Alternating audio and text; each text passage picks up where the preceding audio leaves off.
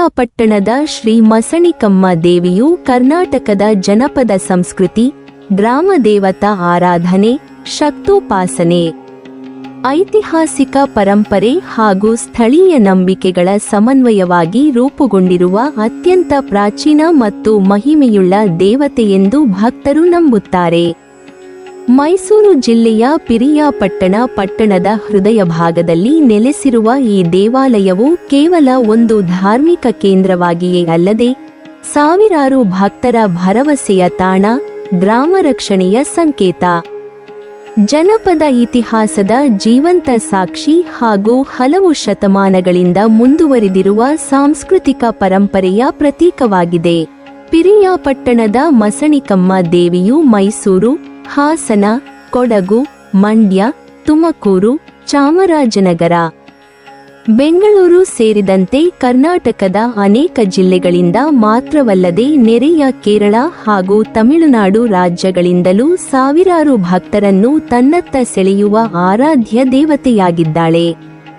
ಭಕ್ತರು ಆಕೆಯನ್ನು ಸಂಕಷ್ಟ ನಿವಾರಿಣಿ, ದುಷ್ಟಶಕ್ತಿ ನಿವಾರಿಣಿ, ದೆವ್ವ ಭೂತ ಪಿಶಾಚಿ ಕಾಟವನ್ನು ನಿವಾರಿಸುವ ಶಕ್ತಿ ದೇವತೆ, ಮನೋಕಾಮನೆಗಳನ್ನು ಈಡೇರಿಸುವ ಅಮ್ಮ, ನ್ಯಾಯದ ದೇವತೆ, ಕುಟುಂಬ ರಕ್ಷಕಿ ಹಾಗೂ ಗ್ರಾಮದ ಪಾಲಕಿಯಾಗಿ ಪೂಜಿಸುತ್ತಾರೆ.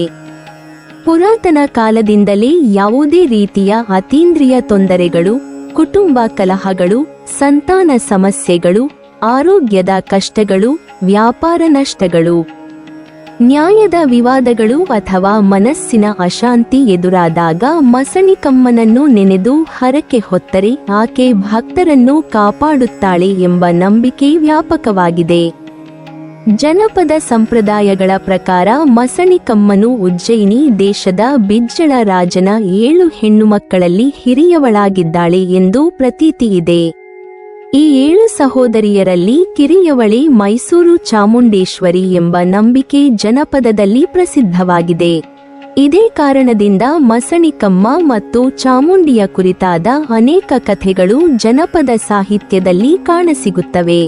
ಮಸಣಿಕಮ್ಮನನ್ನು ಪಿರಿಯಾಪಟ್ಟಣದ ಹಿರಿದೇವತೆ, ಚೆಂಗಾಳ್ವ ಅರಸರ ಮನೆ ದೇವತೆ, ಕೊಡಗಿನ ಮಮ್ಮಾಯಿ, ಉರಿಮಸಣಿ, ಸ್ಮಶಾನದೇವಿ ಹಾಗೂ ಜನಪದ ಶಕ್ತಿಯಾಗಿ ವಿವಿಧ ಹೆಸರಿನಲ್ಲಿ ಆರಾಧಿಸಲಾಗುತ್ತದೆ.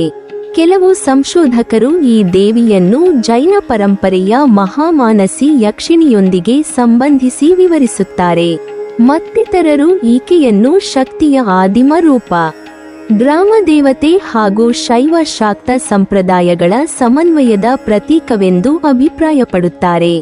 ಜನಪದ ಐತಿಹ್ಯದ ಪ್ರಕಾರ ಮಸಣಿಕಮ್ಮ ಮೂಲತಃ ಬ್ರಾಹ್ಮಣ ಕುಟುಂಬದಲ್ಲಿ ಜನಿಸಿದ ಅತಿ ಪವಿತ್ರ, ದೈವಾಂಶವುಳ್ಳ ಕನ್ಯೆಯಾಗಿದ್ದಳು. ಬಾಲ್ಯದಿಂದಲೇ ಅವಳಲ್ಲಿ ಅಸಾಮಾನ್ಯ ದೈವಿಕ ಶಕ್ತಿಗಳು ಅಡಗಿದ್ದವು. ಪ್ರತಿದಿನವೂ ತನ್ನ ಮನೆಯ ಪೂಜೆಗೆ ಹೂಗಳನ್ನು ಸಂಗ್ರಹಿಸಲು ಊರಿನ ಇತರ ಹೆಣ್ಣು ಮಕ್ಕಳೊಂದಿಗೆ ಹೋಗುತ್ತಿದ್ದಳು.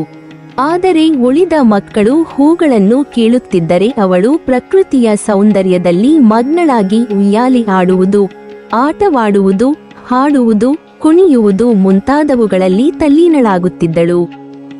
ಮನೆಗೆ ಹಿಂತಿರುಗುವ ಸಮಯ ಬಂದಾಗ ಅವಳು ಹತ್ತಿರದಲ್ಲಿದ್ದ ಬೆಸ್ತರ ಮನೆಗಳ ಮುಂದೆ ಒಣಗಲು ಹಾಕಿದ್ದ ಕರ್ಮೀನುಗಳನ್ನು ತನ್ನ ಬುಟ್ಟಿಯಲ್ಲಿ ಹಾಕಿಕೊಂಡು ಸಮೀಪದ ದೊಡ್ಡ ಕೆರೆಗೆ ತೆರಳಿ ನೀರಿನಲ್ಲಿ ಅದ್ದುತ್ತಿದ್ದಳು. ಆಗ ಆ ಸತ್ತ ಮೀನುಗಳಿಗೆ ಜೀವ ಬಂದು ಅವೆಲ್ಲ ನೀರಿನಲ್ಲಿ ಈಜುತ್ತಾ ಮಾಯವಾಗುತ್ತವೆ. ಅದೇ ಕ್ಷಣದಲ್ಲಿ ನೀರಿನ ಮೇಲ್ಮೈಯಿಂದ ವಿವಿಧ ಬಣ್ಣಗಳ ಅಪರೂಪದ ಸುಗಂಧವುಳ್ಳ ಯಾರೂ ಕಾಣದ ಹೂಗಳು ಮೇಲೇಳುತ್ತವೆ.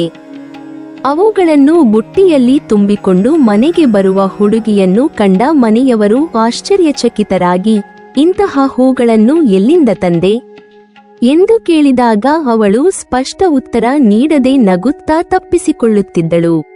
ದಿನೇ ದಿನೇ ಈ ಘಟನೆ ನಡೆಯುತ್ತಿರುವುದನ್ನು ಗಮನಿಸಿದ ತಂದೆಗೆ ಅನುಮಾನ ಹುಟ್ಟಿತು. ತನ್ನ ಮಗಳು ಇತರ ಮಕ್ಕಳಂತೆ ವರ್ತಿಸದೆ ವಿಭಿನ್ನವಾಗಿ ನಡೆದುಕೊಳ್ಳುತ್ತಿರುವುದು ಅವನ ಮನಸ್ಸಿನಲ್ಲಿ ಕುತೂಹಲ ಹಾಗೂ ಕಳವಳವನ್ನು ಉಂಟುಮಾಡಿತು. ಒಂದು ದಿನ ಅವನು ಸತ್ಯವನ್ನು ತಿಳಿಯಬೇಕೆಂದು ಮಗಳು ಹೋಗುವ ದಾರಿಯಲ್ಲಿ ಅಡಗಿ ಕುಳಿತನು. ಅಲ್ಲಿ ಬೆಸ್ತ ಸಮುದಾಯದ ವೃದ್ಧೆಯೊಬ್ಬಳು ಮೀನುಗಳನ್ನು ಒಣಗಿಸುತ್ತಿದ್ದಳು. ಎಲ್ಲ ಮಕ್ಕಳು ಹೂಗಳನ್ನು ಕೀಳುತ್ತಿದ್ದಾಗ ಅವನ ಮಗಳು ಎಂದಿನಂತೆ ಆಟದಲ್ಲಿ ತಲ್ಲೀನಳಾಗಿದ್ದಳು. ಕೊನೆಯ ಕ್ಷಣದಲ್ಲಿ ಬೆಸ್ತರ ಮನೆಯ ಮುಂದೆ ಬಂದಾಗ ಆ ವೃದ್ಧೆ ಯಾವುದೇ ಪ್ರಶ್ನೆ ಕೇಳದೆ ಒಂದು ಬೊಗಸೆ ಕರ್ಮೀನನ್ನು ಅವಳ ಬುಟ್ಟಿಗೆ ಹಾಕಿ ಮುದ್ದಾಡಿ ಕಳುಹಿಸಿದಳು. ಇದನ್ನು ಅಡಗಿಕೊಂಡು ನೋಡುತ್ತಿದ್ದ ತಂದೆ ತೀವ್ರ ಕೋಪಗೊಂಡನು.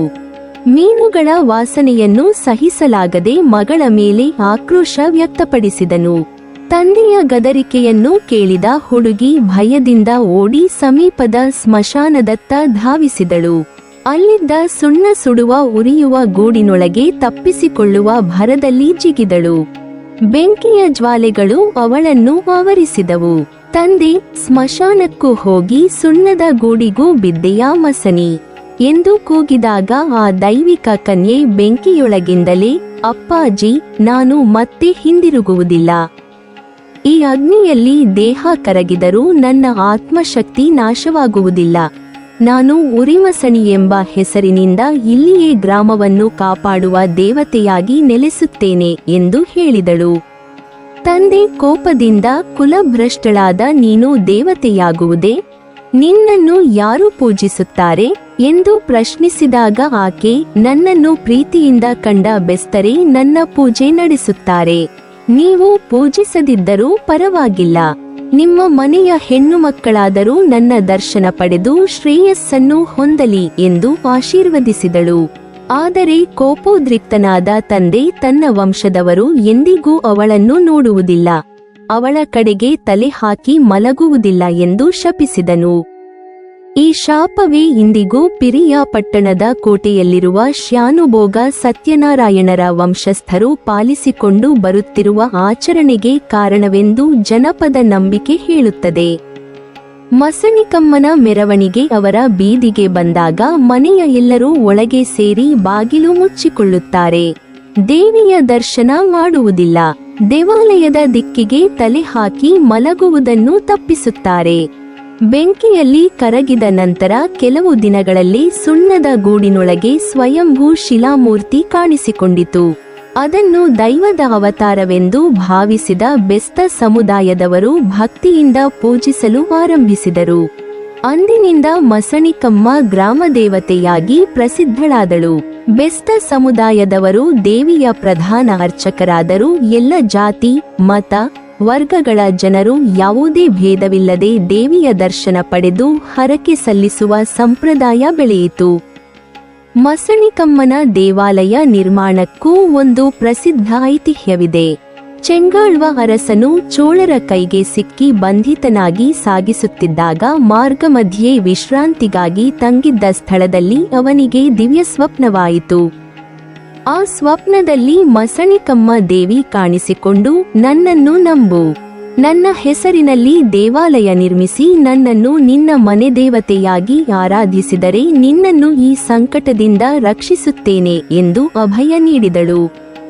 ಅರಸನು ಮನಸ್ಸಿನಲ್ಲಿ ಹರಕೆ ಕಟ್ಟಿಕೊಂಡ ತಕ್ಷಣ ಮಹಾಕಾಯ ಮಾಯಾ ಸಿಂಹವು ಕಾಣಿಸಿಕೊಂಡು ಶತ್ರು ಸೈನ್ಯದ ಮೇಲೆ ದಾಳಿ ನಡೆಸಿತು. ಸೈನಿಕರು ಭಯದಿಂದ ಓಡಿಹೋದರು. ಅರಸನು ಪಾರಾದನು. ಆ ಸಿಂಹ ಕ್ಷಣಾರ್ಧದಲ್ಲಿ ಮಾಯವಾಯಿತು. ದೇವಿಯ ಕೃಪೆಯಿಂದ ತಾನು ರಕ್ಷಿಸಲ್ಪಟ್ಟೆನೆಂದು ನಂಬಿದ ಚೆಂಗಾಳ್ವನು ಆ ಸ್ಥಳದಲ್ಲಿ ಕೋಟೆ ಕಟ್ಟಿಸಿ ಸಿಂಹ ರಕ್ಷಿಸಿದ ಪಟ್ಟಣವೆಂದು ಸಿಂಹಪಟ್ಟಣ ಎಂದು ಹೆಸರಿಟ್ಟನು. ನಂತರ ಪಿರಿಯರಾಜನ ಕಾಲದಲ್ಲಿ ಅದು ಪಿರಿಯಾಪಟ್ಟಣ ಎಂಬ ಹೆಸರಿನಿಂದ ಪ್ರಸಿದ್ಧಿಯಾಯಿತು ಎಂದು ಜನಪದ ಹೇಳುತ್ತದೆ. ಕೆಲವು ಶಾಸನಾಧಾರಗಳು ಹಾಗೂ ಸಂಶೋಧನೆಗಳು ಈ ಪ್ರದೇಶವನ್ನು ಕದಂಬರು, ಗಂಗರು, ಹೊಯ್ಸಳರು ಹಾಗೂ ಚೆಂಗಾಳ್ವರು ಆಳಿದ್ದರೆಂಬ ಮಾಹಿತಿಯನ್ನು ಸೂಚಿಸುತ್ತವೆ.